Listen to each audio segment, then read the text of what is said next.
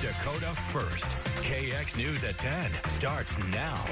Good evening and thank you for joining us. I'm Nicholas Quallen. And I'm Lauren Culver. And tonight's top story, as the water continues to rise across many portions of North Dakota, many farmers are left looking at acres of unharvested land underwater. As KX Storm Team Meteorologist Robert Suhr explains, one of the hardest hit areas is Stutsman County. With well over a foot of rain falling across portions of Stutsman County over the past month, coupled with that blizzard a few weeks ago, all of that runoff is overwhelming the county's cropland and its infrastructure. And now they're turning to the state and federal governments for help. Farmers can't even get to their fields.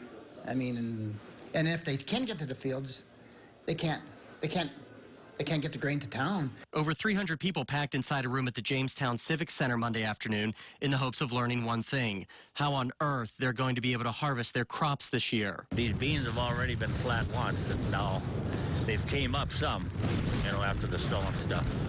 So yeah, it's tough.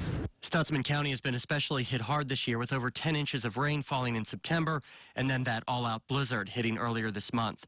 And all that water has farmland, roads, creeks, and everything else inundated. And it's not just farmers feeling an impact. I spoke with the mayor of Daisy, who told me they may be forced to turn off the town's water supply at a moment's notice because the lifting station can't handle all the runoff. Denny Ova has nearly 4,000 acres of corn and soybeans in Cleveland just sitting there, many underwater. If we can get them the way they are, if it freezes and stuff, we could probably be all right, but it's hard to tell what a guy's going to lose. Hopefully I don't lose much, but we will. It's going to cost us a lot of dollars to get them out of here now. He tells me with the corn submerged, ducks will now swim up and eat the corn, further hurting his profits. He adds he can't even get to his bales of hay because his machinery just sinks into the ground.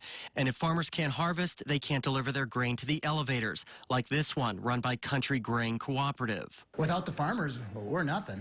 I mean, yeah, it's huge. I mean, devastating. I don't know how to tell you. I mean, it almost makes you sick thinking about it. And if farmers are lucky enough to be able to harvest, another challenge is transporting those goods on roads either submerged or so waterlogged they run the risk of getting stuck in the mud. Jerry Berquist is the emergency manager in Stutsman County and tells me, because it's so late in the season and evaporation almost is non-existent now, I'm telling you, there's not a whole lot of solutions here. We are learning as we're going, and we need everybody to be patient, and we need everybody to bring their brains to a meeting, and we might be able to find a solution, but they're not easy to find right now.